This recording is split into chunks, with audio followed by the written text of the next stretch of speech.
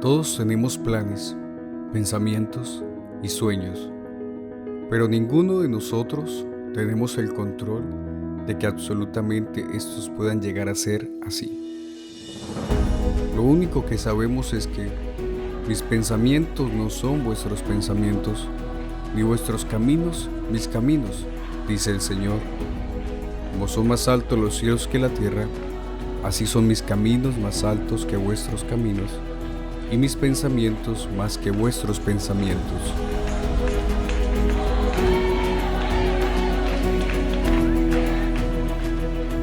Nadie tal vez podía imaginar que un joven llamado Marcos Tulio y una jovencita llamada Laverna Isabel llegasen a ser lo que son hoy por la gracia del Señor. Desde muy jóvenes, dispuestos y llamados por Dios, construyeron una preciosa familia con sus 3 hijos, John Anderson, Laverna Andrea y Marcos David. Vivieron y sirvieron a Dios en su país natal, crecieron junto a sus amigos y familiares, hasta que un día Dios en su gran propósito los llamó a las misiones. Antes de llegar a España, fueron familia misionera en el hermoso país de Costa Rica durante 8 años, donde Dios los bendijo y respaldó poderosamente. Y un miércoles, 10 de julio del año 2002, les recibió la ciudad de Madrid.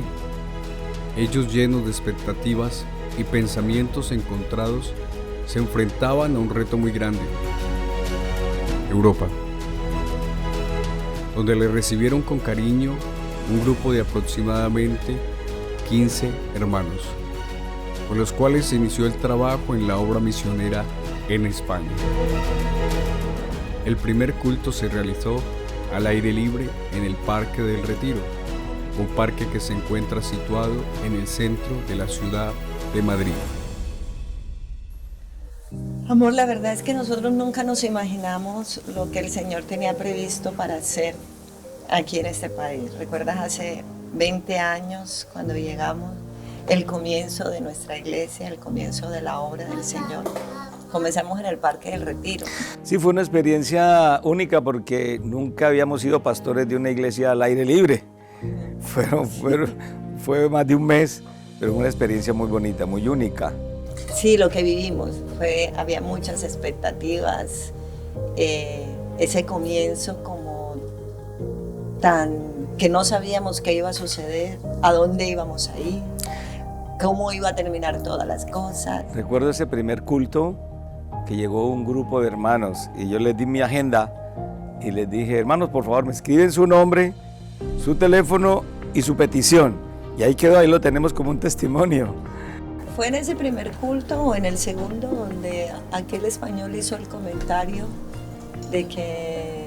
No, ese fue en el culto de españoles que tuvimos adelante, que lo invitamos. Oh, ok. Sí. Pero ese día, en ese culto lo conocimos. Pero en el primero estuvo él. En el primero estuvo él, que hizo el comentario de que ningún español se iba a arrepentir ni se iba a arrodillar. Ese fue el primer mensaje que el enemigo nos mandó, sí, que los españoles no se arrodillaban ni se convertían al evangelio. Sí. Pero en ese culto lo conocimos y posteriormente lo invitamos a un culto y dijo: olvídense que yo no voy por allá. Y cuando lo volvimos a invitar, no fue al culto de los españoles que hicimos, que fueron que a 3 meses, no, como para el otoño, y que vinieron más de 60 españoles a ese culto. Fue el primer culto que hicimos con los españoles. Sí, fue el primer culto. Fue un reto porque yo les digo a los hermanos: bueno, cada uno vamos a invitar a uno, o a su patrón, o a su compañero, y siempre había un poquito como de ¿será, no será? Y no, hermano, vamos a hacerlo, vamos a ver quién, así venga uno. Sí. Y la sorpresa fue que apareció mucha gente. Aparecieron como 60 españoles, la expectativa de toda la iglesia. Nos tocó salirnos a los hermanos, sí, ¿recuerdas? Porque el lugar de culto ya era muy pequeño. Nos salimos los hermanos para que los españoles pudieran ocupar. ¿Qué detalle importante recuerdas de la manifestación de Dios en ese culto? bueno, había muchas almas que estuvieron listas para escuchar la palabra. Pasaron al altar muchísimos españoles ese día en el culto, y también a mí me pareció muy especial que llegó a ese culto una familia que yo conocí cuando vine a mis 15 años que estuve aquí en España, que nunca me imaginé cómo el Señor entretejió las cosas, y llegó la familia Serrano a ese culto. Y para mí fue una alegría impresionante. Yo no los contacté, la hermana Noelfa los contactó, y ellos llegaron, y fue una alegría y una emoción, tanto para ellos verme, porque no esperaban verme, y para mí verles en ese lugar. Sí, bueno, en ese culto, ese himno especial que cantó Jenny fue maravilloso. Sencillamente así con este canto.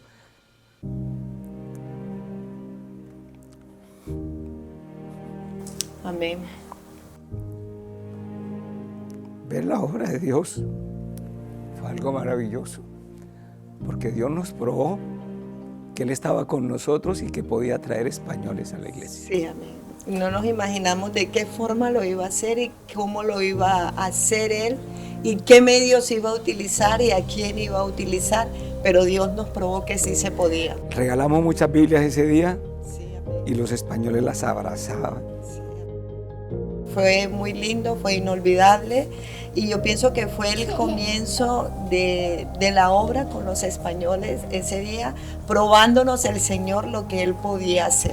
Por eso yo creo que si todos nosotros nos proponemos, podemos lograrlo, porque creo que la salvación de los españoles está en el propósito de Dios, y si todos nos arriesgamos, nos lanzamos, de pronto decimos, no viene nadie, hagámoslo, creamos. No solamente alguno va a venir, van a venir muchos, y Dios nos va a sorprender. ¿Tú recuerdas el sueño que tú tuviste?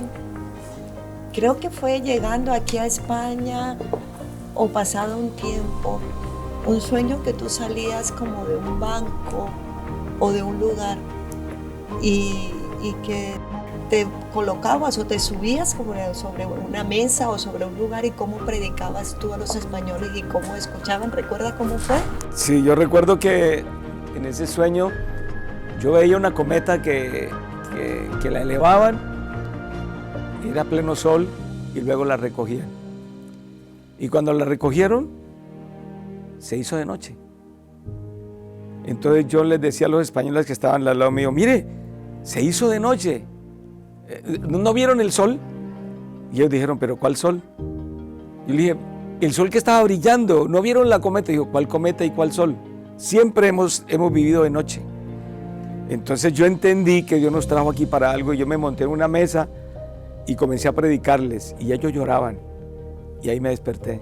Entonces yo entendí que Dios sí tiene un plan específico para esta nación. Amén. Ha cumplido su promesa. Amén. Porque realmente era uno de mis temores cuando nos enfrentábamos a este segundo reto en el campo misionero, la salud, personalmente la mía, pero Dios ha sido fiel. Amén. Los dolores de los años que no faltarán, Siempre vendrán otros, porque siempre vendrán, pero el Señor nos ha sostenido, nos ha guardado, nos ha dado salud, ha multiplicado nuestras fuerzas, y seguiremos agotándolas, las fuerzas y la salud, sirviendo a nuestro Y muy Dios. agradecidos con el Señor por el equipo de pastores que nos ha dado. Creo que son la familia más hermosa que tenemos.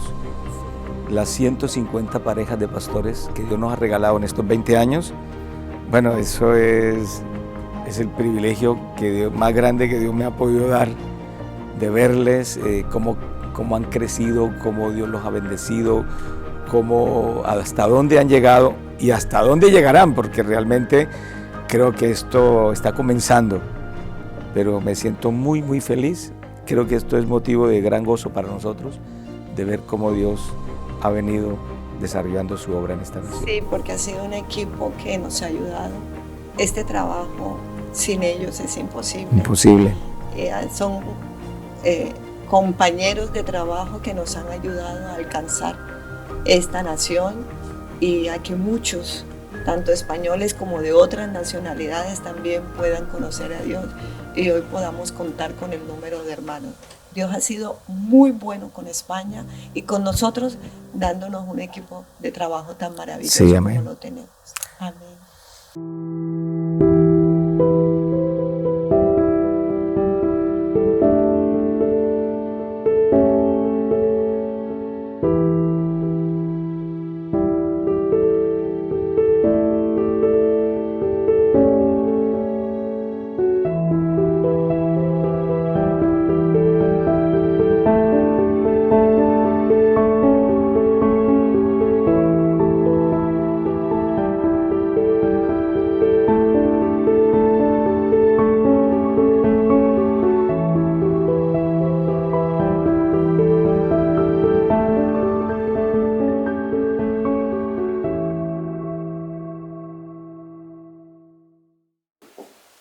La misión para mí es ese encargo o mandato de parte de Dios que hemos recibido, por el cual hemos renunciado a todo lo demás con el fin únicamente de hacer su voluntad.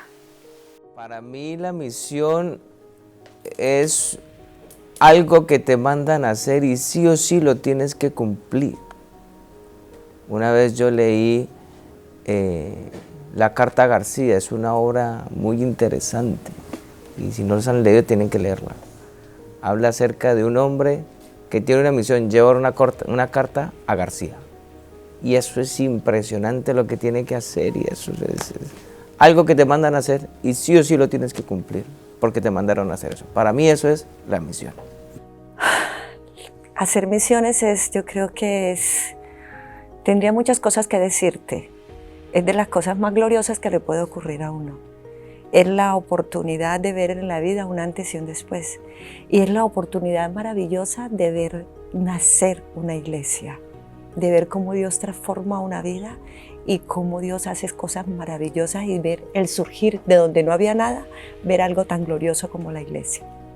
Todavía resuenan las palabras de nuestro Señor Jesucristo: he venido a buscar y salvar lo que se ha perdido. Creo que dentro de ese contexto estamos ubicados todos los que servimos al Señor, porque esa es la misión.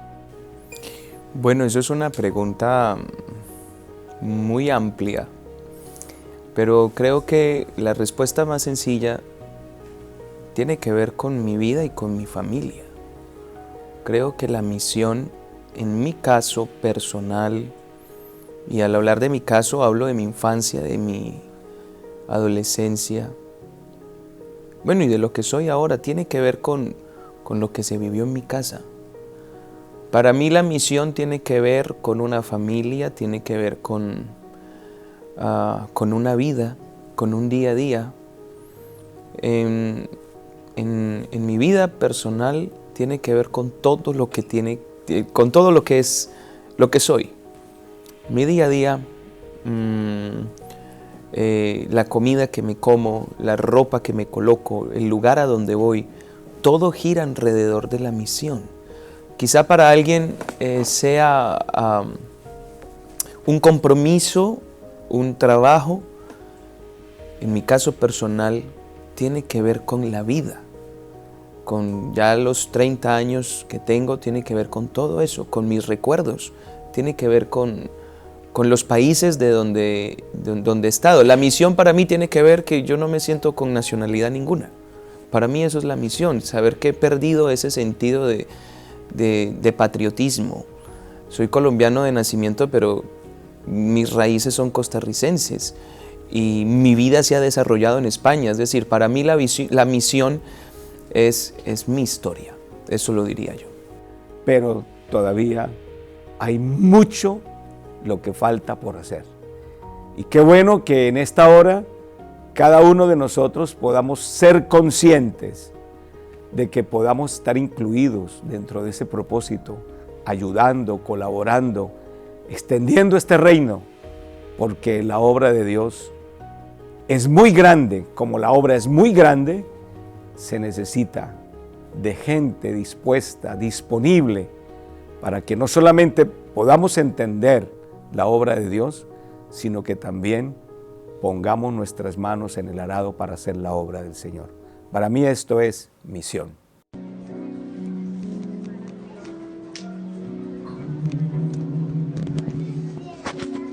Agradecer todas las cosas que has hecho por mí, cosas inmerecidas que hiciste para mostrar tu amor por mí. Las voces de un millón. Pues que el más difícil, bueno, también es una pregunta muy amplia. Han habido muchos momentos complejos y yo diría que cada uno, dependiendo en el área donde esté, viví momentos complejos en mi niñez, sobre todo a la hora de encajar en un país completamente diferente. Puedo decir que el más difícil en mi niñez fue cuando llegué a España porque me sentí extraterrestre. Se lo dije a mamá, mamá, me siento como un extraterrestre aquí, todo es distinto. Nos miraban distinto. Digamos que el momento más difícil en mi niñez fue llegar a un colegio donde yo era el bicho raro, era el extraño. No habían extranjeros en ese colegio, solo mi hermana y yo éramos los extranjeros. O sea, era raro, era raro. Ese fue un momento difícil en mi niñez. Quizá en mi adolescencia no fueron momentos tan difíciles. Pienso que viví una adolescencia bastante agradable y momentos con Dios muy personales. Pero consideraría que de pronto la etapa más dura de mi vida en estos 20 años ya la viví siendo pastor. La viví en una de las congregaciones que administré en una situación muy adversa. Eso golpeó mi vida emocional al punto de cuestionarme si Dios me había llamado, si no. Yo quería renunciar, quería tirarlo todo por la borda. Fueron muchos meses de muchas lágrimas y llanto, de preguntarme muchas cosas. Ya han pasado los años de haber vivido esa situación tan dolorosa y me di cuenta que bueno, Dios utilizó todo eso para formar mi carácter. Considero que si nos vamos a la más difícil, de pronto sea esa, la que viví ya siendo pastor. Recién llegamos, creo que me enfrenté a la impotencia. Sentíamos que España y su cultura era un reto muy grande, muy alto, que tal vez no íbamos a alcanzarlo.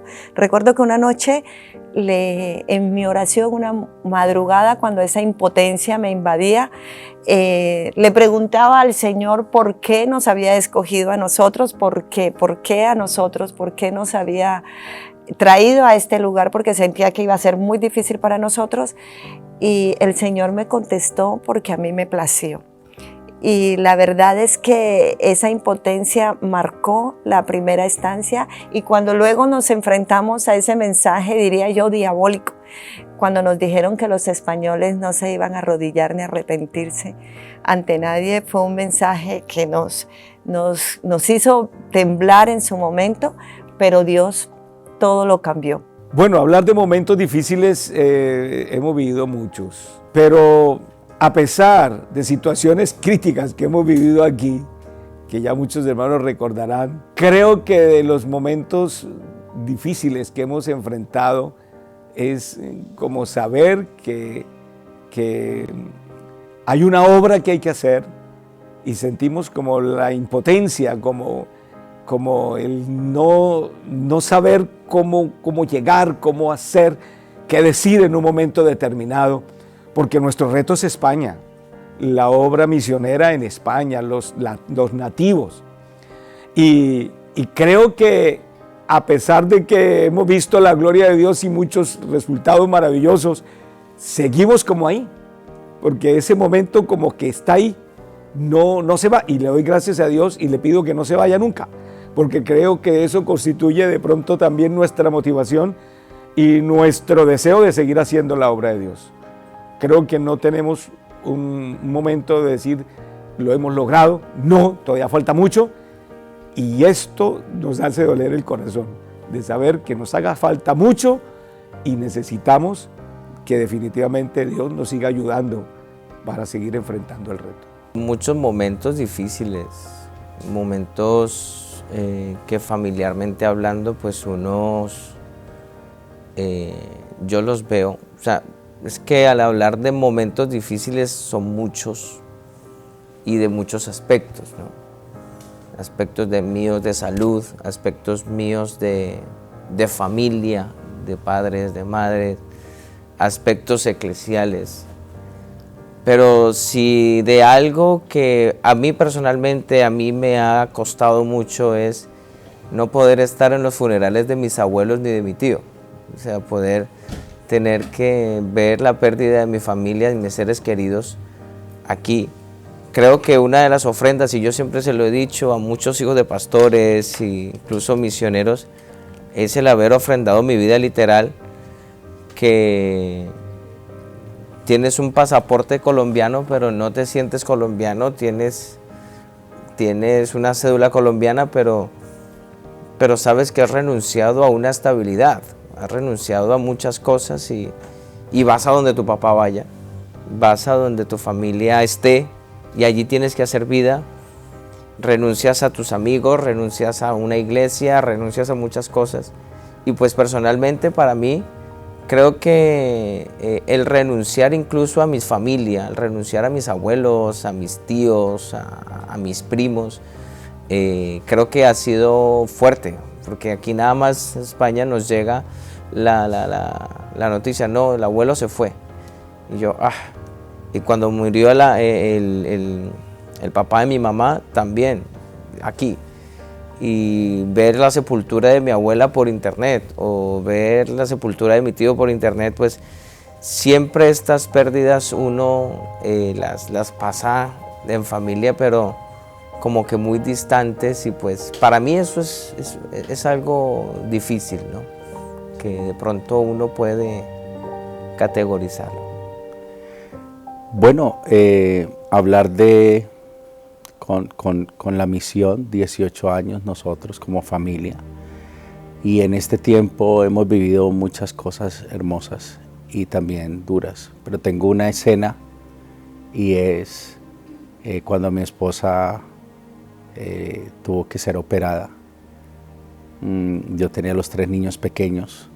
Echar la vista atrás es solamente dar gracias a Dios, porque no sé cómo se pudo enfrentar.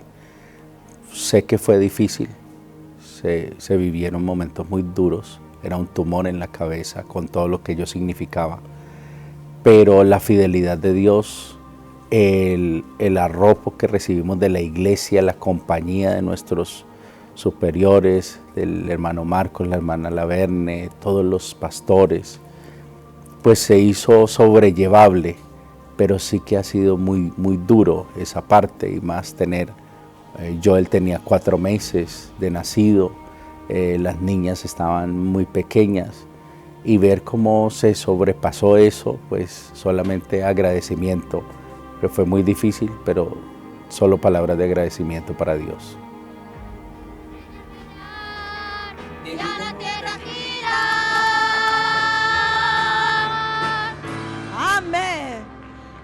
Pero vamos a hacer una cosa. Ahora esta vez los maestros no van a cantar y vamos a oír a los niños, porque resulta que es que los maestros cantan muy fuerte y no dejan a escuchar los niños. Y esta mañana, ¿verdad que queremos escuchar a los niños? Los padres quieren escucharlos. Entonces los maestros nos van a ayudar con los ademanes, pero no van a cantar. Vamos a ver qué tan fuerte cantan los niños, porque a mí me parece... Bueno, el trabajo en las misiones de mi mamá, pienso que ha sido trascendental. No porque sea mi mamá, pero es la mujer que más admiro. La admiro porque admiro su entrega, su dedicación. Bueno, siempre dicen que detrás de un gran hombre hay una gran mujer, y pues la verdad es que esa gran mujer sí es mi mamá. Puedo dar testimonio, mi mamá es una mujer que predica con su vida, con su ejemplo. Y pienso que en las misiones la labor de mi mamá ha sido fundamental. Ha sido una mujer guerrera, una mujer que se esfuerza, una mujer que da de sí todo lo que tiene, sin importar recibir nada a cambio. Una mujer la cual admiro muchísimo, la manera en la que cuida lo que Dios le ha dado y vela por todo ello. La verdad es que la vida de mi mamá en todo este trabajo misionero ha sido trascendental y se ha convertido ella en un referente de ejemplo para muchísimas mujeres, las cuales hoy también lo pueden decir. Yo creo que la mujer es un referente. La mujer, la cristiana, es un referente muy importante. Creo que las mujeres hacemos ver cuán grande, cuán maravilloso, cuán glorioso, cuán transparente es el Evangelio. Podemos mostrar a las naciones que el Evangelio se puede llevar muy en alto, siendo mujeres escogidas y separadas por Dios. El momento más alegre en estos 20 años son muchos. Pero para mí los momentos más alegres son las convenciones. Y cada convención siempre es como un momento de explosión de gozo y de alegría. Cuando yo llego a una convención aquí en España es como, otro año y se ve más, y otro año y se ve más, y otro año y se ve más. Y para mí los momentos bonitos son esos momentos cuando tú ves con tus propios ojos una mega iglesia impresionante, una convención, y saber que toda esa gente es de España, de todos los lados de España. Y ahora que Dios me da la oportunidad de viajar un poco más, me doy cuenta que la iglesia en España es demasiado grande, porque tú llegas a Bilbao y allá hay iglesia, y tú viajas kilómetros y aquí hay iglesia, aquí hay iglesia, aquí hay iglesia, aquí hay iglesia. O sea, ver esos momentos, disfrutar del crecimiento de la obra, aparte de los momentos difíciles que de pronto uno tiene que ofrendar o pasar. Para mí una convención es como la guinda del pastel de Dios diciendo, esta obra sigue creciendo. O sea, es como la visión palpable que tú tienes. Creo que para mí lo más lindo ha sido ser testigo de la obra de Dios en estos 30 años.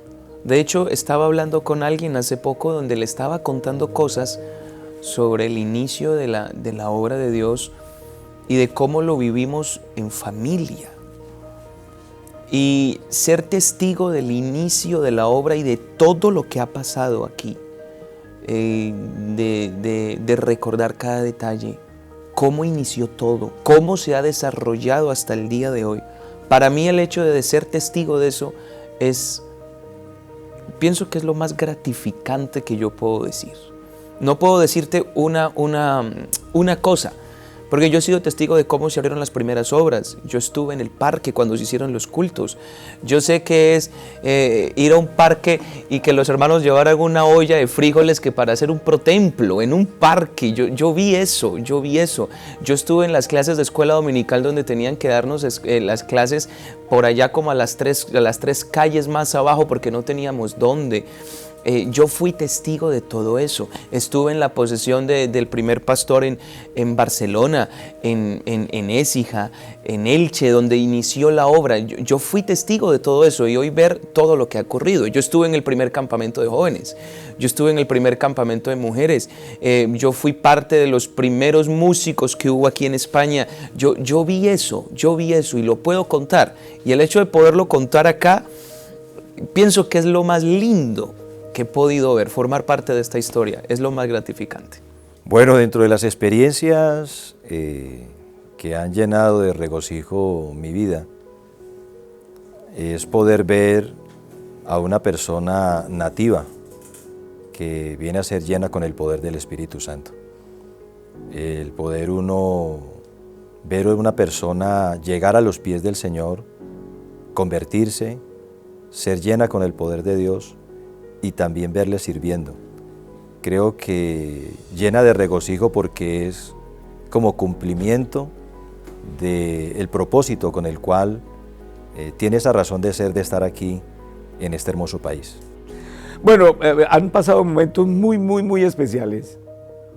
Uno, cuando bautizamos la primera persona española. Ese era un anhelo de mi corazón. Señor, que bauticemos un español, que bauticemos. ¿Cuándo va a llegar el primer español para ser bautizado?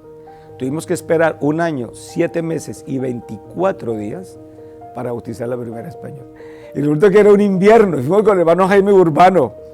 Y la hermanita española entró a la playa y cuando tocó el agua dijo, ¡ay, pastor! Esto está muy frío. Claro, el agua estaba que congelaba, hermano. Y yo le dije, sí, está frito, pero vamos al bautismo. Y seguimos caminando y dijo, ay, pastor, ¿no hay forma de dejarlo para el verano? Le dije, no, imagínense, habíamos esperado tanto tiempo para dejar pasar la oportunidad. Dije, no, y la bautizamos rapidito. Eso fue muy emotivo.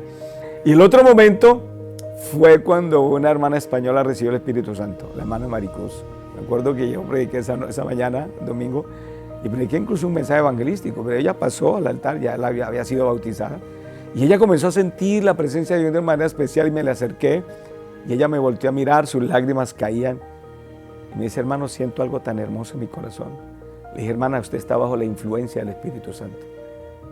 Y al ratico comenzó a hablar en lengua. Hermano, fue una cosa realmente maravillosa. Bueno, y de las cosas extraordinarias que pasan maravillosas, suceden, bueno, continuamente, pero el gozo de ver lo que Dios está haciendo aquí en España, hermano, me llena el corazón de una alegría y de una motivación y de un ánimo impresionante, que eso quiero que todos los pastores se impregnen, porque lo que Dios está haciendo y lo que va a hacer en España es muy grande. Muchos, pero hay un momento muy hermoso, y ver a una española recibir el Espíritu Santo. Recordar cómo Maricruz en esa intimidad, en ese silencio, en ese secreto, oírla, me tocó acercarme mucho a ella para oírle recibir el Espíritu Santo, ver a esa española arrodillada, hablando en lenguas, es algo que se quedó en mi corazón para siempre. Bueno, para mí ha sido una honra poder estar en esos procesos lindos de crecimiento espiritual de mis hijos. Gabriela, Dios me permitió bautizarla en el nombre de Jesús en Zaragoza, a Sara también, y creo que un momento muy especial ha sido eso, los bautismos de mis hijos en agua en el nombre de Jesús para perdón de los pecados, pero también recuerdo uno muy especial, fue cuando Joel David recibió el Espíritu Santo. Estábamos terminando una convención en Valencia y Dios me dio la oportunidad de predicar en el último culto, y había un mover muy hermoso del Espíritu Santo, y los hermanos comenzaron a pasar al altar, y yo sentí que no tenían que pasar todavía, que no eran ellos los que tenían que pasar eran los niños. Entonces abrimos, como era un teatro grandísimo, entonces abrimos el espacio ahí en la plataforma y les dije a todos los niños que subieran, invitamos a todos los niños que subieran y llamamos a las esposas de los pastores y a los pastores para que oraran por los niños. Los adultos se quedaban abajo, pero los niños estaban ahí arriba, y ese día mi hijo Joel David recibió el Espíritu Santo. Y creo que ha sido una de las alegrías inmensas que Dios me ha permitido vivir. Esos momentos del bautismo en agua de ellos tres y también la llenura del Espíritu Santo de ellos.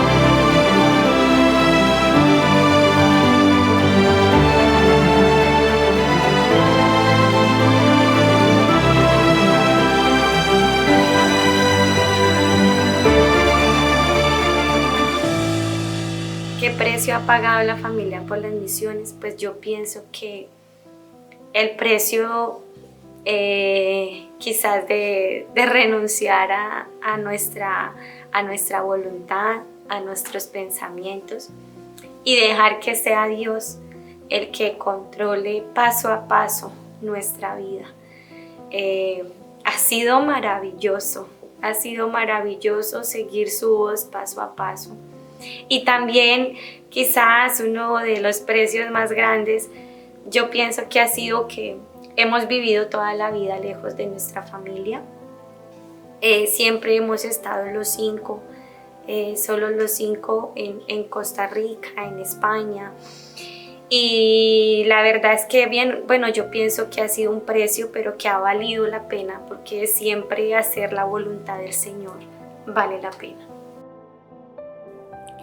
Yo creo que todo ha sido maravilloso. Pero si pudiéramos hablar de un precio, de pronto en este momento pudiéramos decir el que mis hijos no se sientan de ninguna nacionalidad, que no se sientan que pertenezcan a un país concretamente. No son ni colombianos, ni costarricenses, ni españoles. Que ellos no se sientan que pertenecen a un país concretamente. Ese sería el precio. Bueno, sí, hay muchas cosas que contar. Yo recuerdo que mi mamá me decía, Marquitos, no vas a volver. Le decía, mamá, yo no puedo volver. Marquitos, ¿por qué no te vienes? Ya estoy envejeciendo, estoy muy enferma. Le decía así, mamá, pero tiene que entenderme, mamá, yo no puedo irme. Yo estoy aquí el tiempo que Dios quiera. Se murió mi papá, se murió mi mamá, no pude volverles a ver. Ahora muere un hermano mío, estoy muy lejos. Mis hijos se han criado sin todo ese calor familiar de los tíos, los primos, bueno, toda su familia. Para mí ha sido un poco difícil, duro. Y cuando yo pienso en eso, sí, me da tristeza. Pero le doy gracias a Dios porque se ha pagado un precio y con gusto lo he pagado porque merece la pena. Sé que de todas maneras algún día volveré a ver a mis seres queridos porque esa es la esperanza, pero no deja de doler. Y mis hijos también. Incluso una vez estábamos en Colombia en un lugar que se llama el Parque del Café.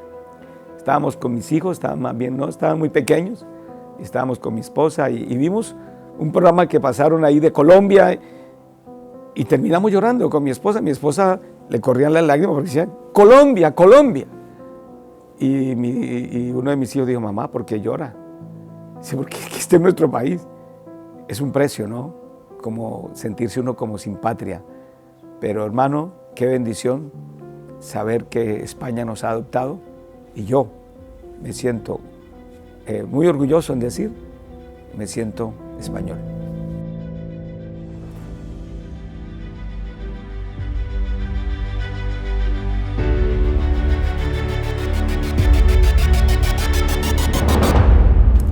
Uf.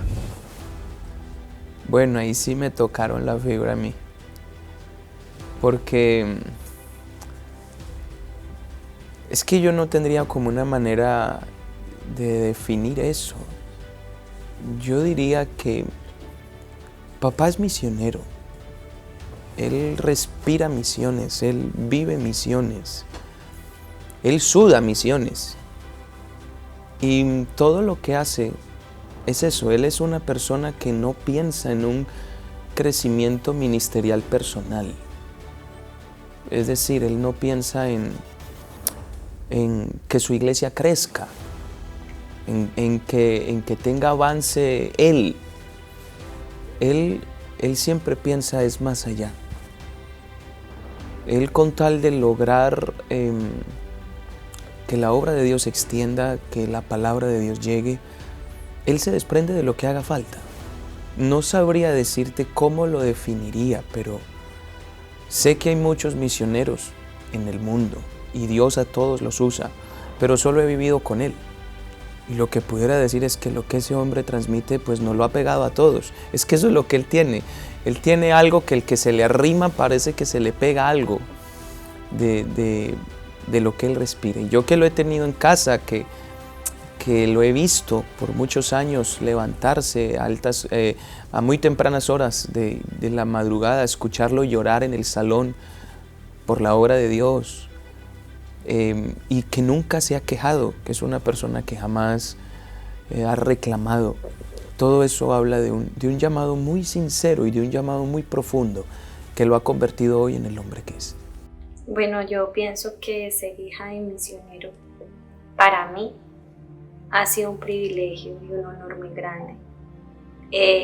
Ha sido maravilloso porque no es solamente el título de ser hija de misioneros, sino es lo que se vive. Mi papá y mi mamá nos han transmitido en cada área de nuestra vida el amor por las misiones, y eso es algo que nos ha contagiado el alma. Me siento muy privilegiada, también es una gran responsabilidad, pero de todas maneras, aunque seamos hijos de misioneros, somos tan iguales como los demás, ¿no? Somos personas también con nuestros defectos, con nuestros altos, nuestros bajos, pero ha sido una bendición y un privilegio muy grande. Yo siempre he dicho que mi esposo lo he descrito como un hombre sin fronteras en la misión. Él no tiene fronteras, nada lo detiene. Él, por donde vaya y por donde tenga la oportunidad, extendería el evangelio y lo extiende. Yo doy muchas gracias a Dios por mi esposa. Creo que Dios la preparó para mí. Cuando yo me casé, de pronto no alcancé a dimensionar todo lo que significaría la hermana Laverne en mi vida. Ha sido un regalo de Dios, para mí ha sido como un ángel, en todo el sentido de la palabra. Y ahora, en este tiempo, en todo el trabajo que hemos hecho, para mí ella es una persona clave en el trabajo que hacemos.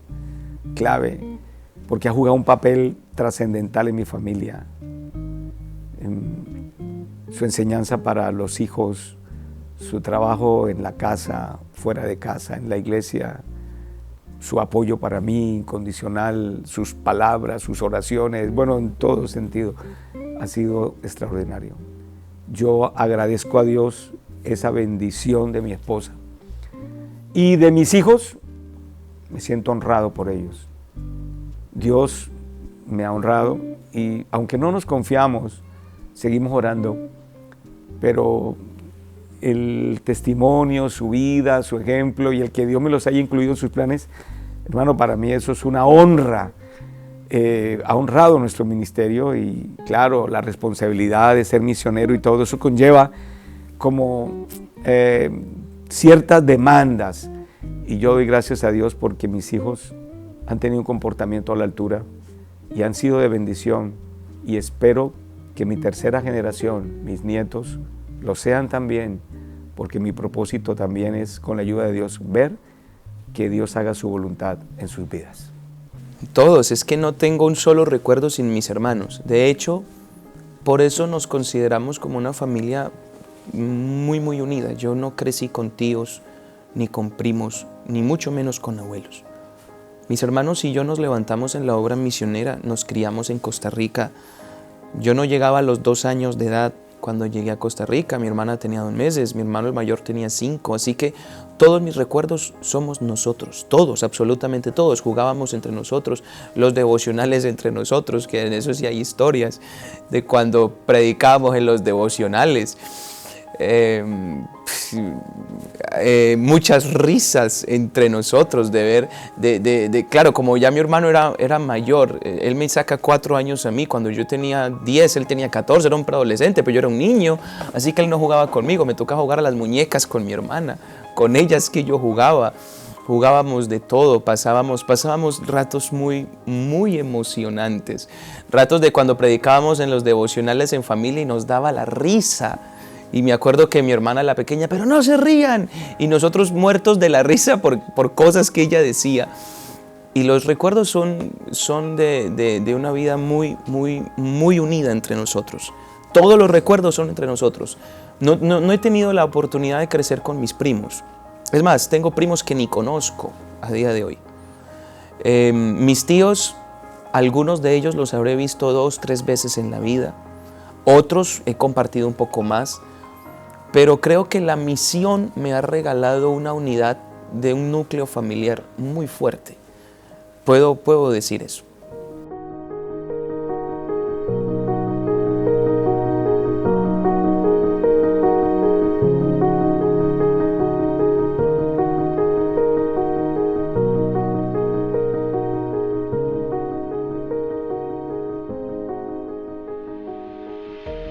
mucho miedo, mucho miedo porque es el reto.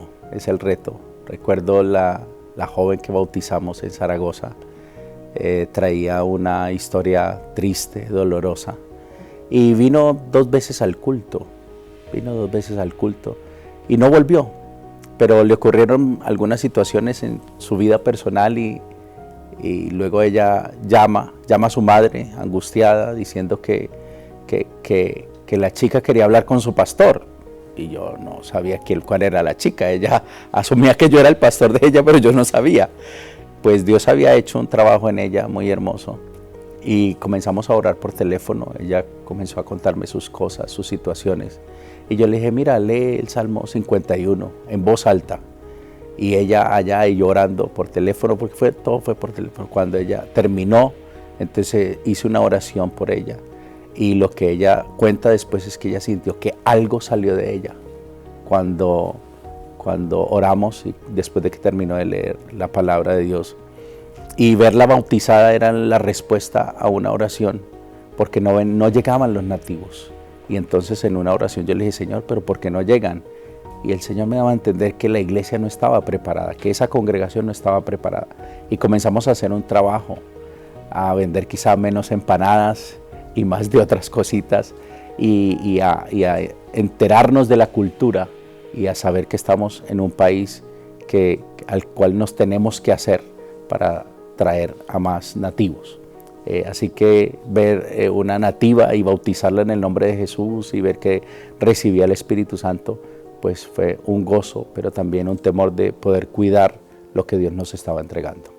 Bueno, España está bien clavado en el corazón, toda esta hermosa nación, por cada uno de sus bordes, sabiendo que hay una necesidad profunda y que el propósito, después del Señor permitirme, darme el honor de servir en la iglesia en Colombia por casi 14 años, y ahora durante estos años aquí en este hermoso país, pues hay una llama, hay un corazón latente y hay una alegría de poder tratar de hacer con el equipo que el Señor ha formado aquí bajo la orientación de nuestro misionero, poder hacer la labor encomendada de anunciar el mensaje del Evangelio a una nación tan necesitada de este mensaje glorioso.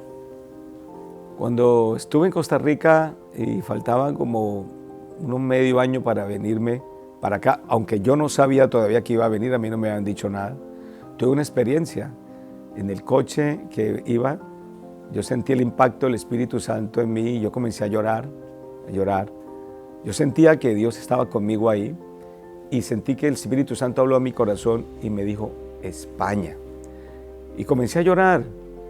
Entonces yo agarré el timón con fuerza y le dije, Señor, dame entonces 200 españoles.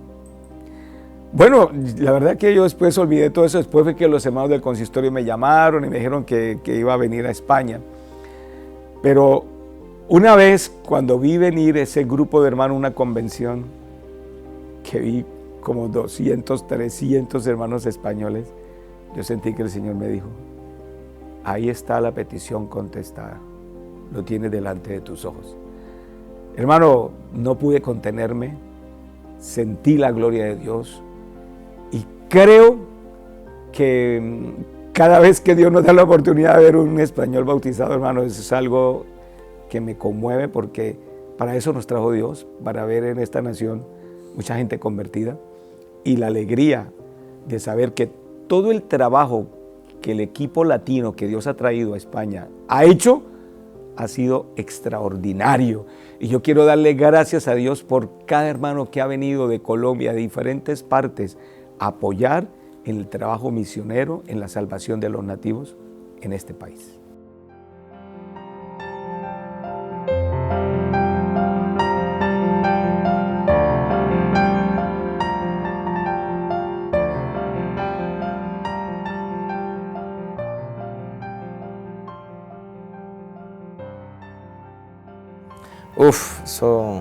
Eso es impresionante. Cabe decir que yo no fui el primer músico. El primer músico fue Wilmer Flores, yo me acuerdo, porque fue el guitarrista oficial de los primeros cultos en el parque. Y claro, yo no tocaba guitarra, sino que yo estaba esperando que me llegara un piano. Pero claro, yo me acuerdo, mi padre me dijo, pues vamos a comprarte el teclado. Y luego mi papá muy sabiamente me dijo, pues tengo una idea, el Señor me la acaba de revelar. ¿Por qué no te llevas el piano a la iglesia y lo tocas en la iglesia? Ese fue el primer teclado que tocamos en la iglesia. Ya luego la iglesia compró el teclado. Y pues como yo he estado muy de cerca, ver el crecimiento musical, ahora que tenemos músicos, ministros de alabanza, coros de todos los distritos, nadie sabe lo que tiene si no lo ha vivido, ¿no? Y nadie valora las cosas sino aquel que las ha vivido. Y yo, pues, 20 años después, cuando teníamos que pedir prestados micrófonos de iglesias para ponerlo en un tambor, yo me acuerdo, o cuando peleábamos por el sonido, que no escucho el piano, que no escucho la batería, y cuando estábamos apenas en esos comienzos y ahora ver todo lo que Dios nos ha permitido tener, eso es un éxito que yo le doy gracias a Dios, porque ahora sí tenemos mucho, y músicos de calidad, cantantes angelicales, diría yo, y bueno, a ver qué es lo que Dios tiene más adelante, ¿no?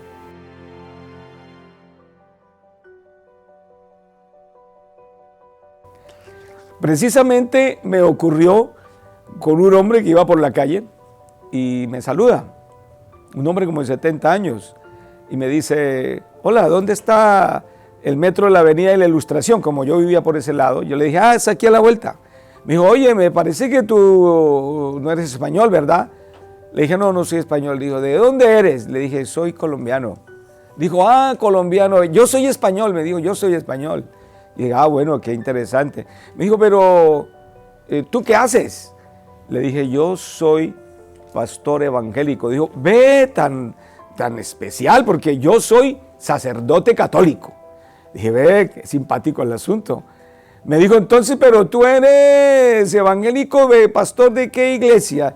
Yo le dije, soy pentecostal. Dijo, pentecostal, qué interesante. Entonces, si eres pentecostal, pues que caiga el fuego, me dijo.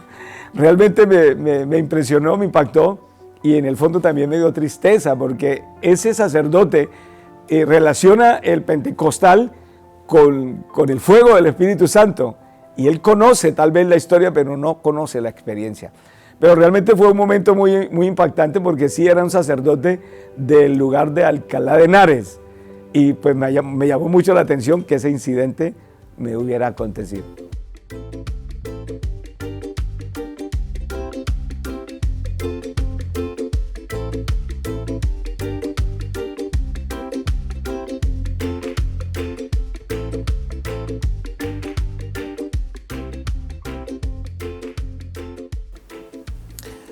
Pues yo tendría que contarte algo que a mí me pasó en una ocasión en un campamento. Yo estaba muy recién salido al ministerio, yo tenía unos 18 años, por ahí, 19, creo yo. Y en un evento, en un campamento, tuve una experiencia con Dios en la que Dios me dijo algo a mí al corazón. Porque es que uno siempre tiene la costumbre de pensar que los hijos de los misioneros van porque les toca. Y casi que de alguna forma es cierto.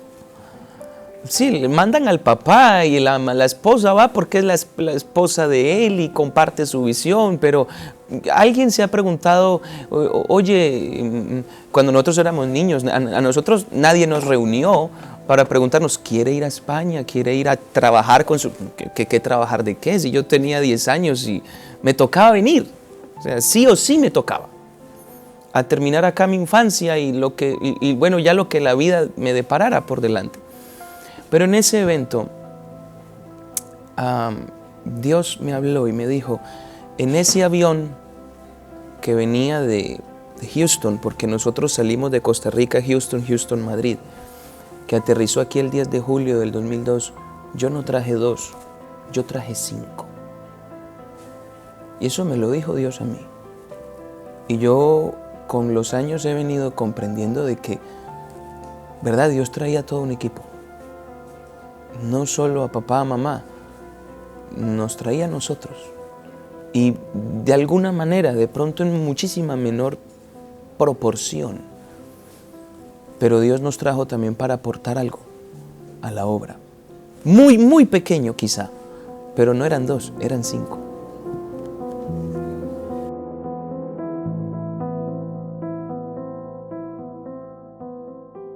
Bueno,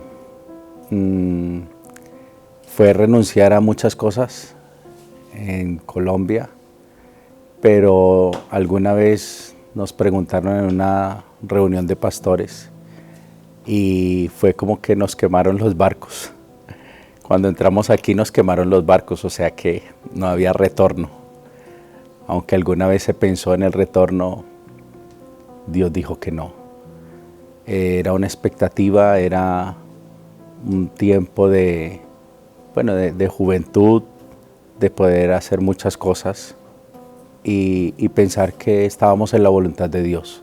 Poder venir a España y pisar. Lo primero que yo hice cuando me bajé del avión fue decirle: Señor, si no es trabajar para ti, no quiero estar en este país. Prefiero volverme al mío.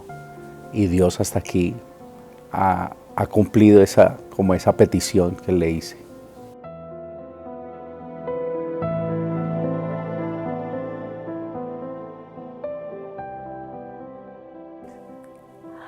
Que tengan una visión mucho más grande que la que hoy tenemos y que levanten esta bandera muy en alto para que muchos puedan continuar viendo lo glorioso que es el Evangelio. Bueno, siempre, cada tiempo se van levantando nuevas generaciones. Cuando Moisés estaba al frente del pueblo de Israel, había un joven que estaba formándose, estaba creciendo y se estaba estructurando en cuanto a la fe, en cuanto al conocimiento, en cuanto a la forma de trabajo. Y uno puede ver que después de que muere Moisés, Dios habla a Josué y le da a conocer de que él es el que está como relevo. Y lo único que encontramos es que le está diciendo: mira que te mando que te esfuerces y seas valiente. No temas ni desmayes, porque Jehová tu Dios estará contigo donde quiera que tú vayas. Pero hay algo que nunca debía de olvidar y que eso marcaría la vida de Josué, y es: nunca te olvidarás de este libro de la ley, sino que meditarás de él para que hagas y guardes conforme a todo lo que en él está escrito, y entonces harás prosperar tu camino y todo te saldrá bien. Desde el comienzo vemos a un Josué con unas convicciones claras, y eso trascendió también a su propia familia, porque terminando ya el capítulo 24 está diciendo: aunque estaban en medio de los amorreos, una nación idólatra, aislada de las cosas de Dios, pero esto no los afectó, sino que pudo decir: yo y mi casa serviremos a Jehová. Creo que esto también puede ser hoy para los jóvenes. Bueno, desde que tuve a mis niñas, desde que estaban en el vientre, siempre le he orado al Señor por algo, y es que mis hijas tengan un encuentro con Él. Yo pienso que nosotros, quizás como pastores, tenemos la primera misión, y es de ganarnos a nuestros hijos para el Señor. Y mi deseo más grande es que mis hijas se enamoren de Dios, que ellas puedan tener un encuentro personal con el Señor, y que sea el Señor obrando en sus vidas. Mis niñas todavía están pequeñas, tienen 3 y 6 años, pero hemos orado para que el Señor las enamore cada día más de su presencia, tengan convicciones firmes, y el Señor, en su voluntad y en su gracia, me las incluya en sus planes, en lo que Él desee. Que ellas también se puedan enamorar de esta gran labor, de esta gran misión, que es buscar almas que lleguen a la salvación. Amén. Pues, pero vaya preguntas. Bueno, fíjate que uno siempre tiene anhelos y sueños en Dios. Y la verdad que cuando uno piensa en eso, cómo quiero ver la iglesia en unos años más adelante, yo creo que mis expectativas siempre se quedarían muy cortas. Porque si tú me preguntas a mí si yo me imaginé esto hace 20 años atrás, te diría que no, en absoluto. Yo que me iba a imaginar que 20 años atrás, yo diría, dentro de 20 años la iglesia va a tener esta estructura, va a ser de esta forma, pues realmente si me lo hubieran contado, a lo mejor ni lo hubiera creído. Por esa razón te diría que toda expectativa que yo tenga, por grande que sea, si me la planteo dentro de 20 años, va a quedar corta. Porque Dios en estos 20 años nos ha demostrado que Él supera todas las expectativas y Él va mucho más adelante de lo que uno pueda creer. Que la iglesia va a estar mucho más grande, seguro, pero no sé en qué proporción. Porque con Dios las cosas siempre se salen de nuestra coherencia. Y la Biblia dice que Él nos da mucho más abundantemente de lo que pedimos, entendemos o inclusive esperamos. Entonces, en 20 años, ¿qué va a pasar? Pues algo muy grande. ¿Qué? No sé. Pero si me lo cuentan ahora mismo, que eso va a pasar dentro de 20 años, quizás hasta me lo cuestione. Porque digo, es demasiado para lo que puedo creer. Pero así es Dios.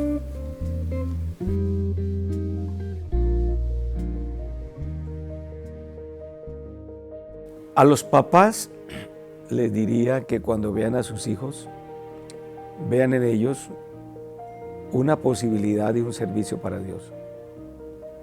Mi mamá lo descubrió en mí y yo era un niño. Y yo le doy gracias a Dios por eso, porque ella me ayudó. A los niños, a los de 9, 10, 11, 12, 13, 14, yo les digo esta mañana que, bueno, en sus palabras sencillas de oración que puedan tener al Señor, digan: Señor, ayúdame, úsame. Tal vez usted no entiende cosas como yo. A mí me hablaban de las misiones, yo no entendía.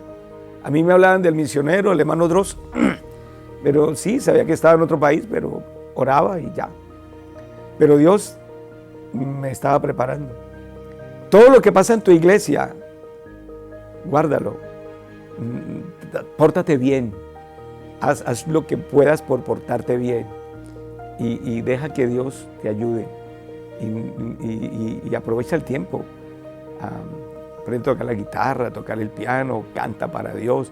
Yo veo una niña, la hija de un pastor, hermano Alejandro Toro, que sabe inglés, es una niña. Y creo que los niños tienen una mente muy abierta para aprender idiomas. Estamos en una plataforma donde para donde tú miras se necesita otro idioma.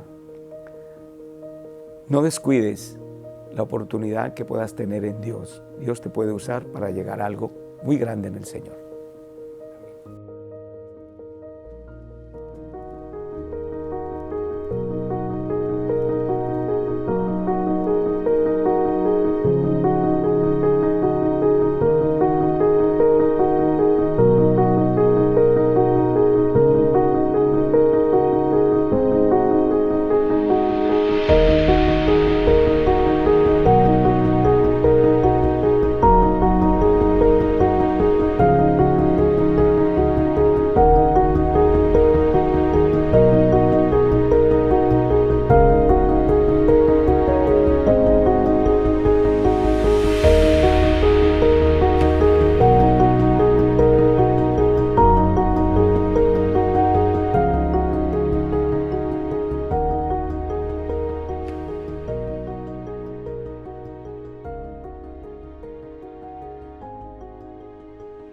Es una pregunta que usted me hace, hermano, en esta mañana y le voy a responder con todo mi corazón porque esa es una oración que en mi secreto le hago a Dios. Voy a contarles una parte, pero la otra pertenece a Dios. Y le he dicho: bueno, Señor, si tú me das la oportunidad de estar aquí en España y de verlo, bueno, amén. Si no estoy, me lo contarán. Tenemos un proyecto que llama 2030, que precisamente es un proyecto multiplicador, que consiste en que cada iglesia se multiplicará en 10 años. Ya llevamos 1 año y medio, 2020 al 2030, 10 años. 2030 quiere decir que nos vamos a multiplicar. La idea es que en el 2030 seamos 300 iglesias, 300 familias pastorales. Yo le pido al Señor, Señor, 1 de enero del 2030, 10 de enero del 2030, quiero que tú me permitas ver con mis ojos 300 iglesias en España establecidas, 300 familias pastorales. No sé si es mucho pedir, pero bueno, si no lo logramos, bueno, al menos lo hemos intentado. Pero hermano, yo quiero seguirlo intentando y seguir ahí, enfocado en que Dios nos va a dar el privilegio de ver esas iglesias multiplicadas, todas las iglesias multiplicadas, y ver que en Europa, la iglesia en España se proyecta algunos campos misioneros europeos, también en África y donde Dios nos permita llegar. Que Dios me permita ver una sede muy especial para la iglesia en España, donde tengamos todo lo necesario para funcionar en la parte administrativa y podamos ver un equipo de pastores y de familias pastorales trabajando para Dios a todo motor, con toda el alma, con sus hijos y generaciones de hijos sirviendo al Señor. Ese es mi anhelo. 20 años de triunfo en triunfo. Quedan muchas historias por contar y otras muchas por escribir. Aún queda espacio en la barca.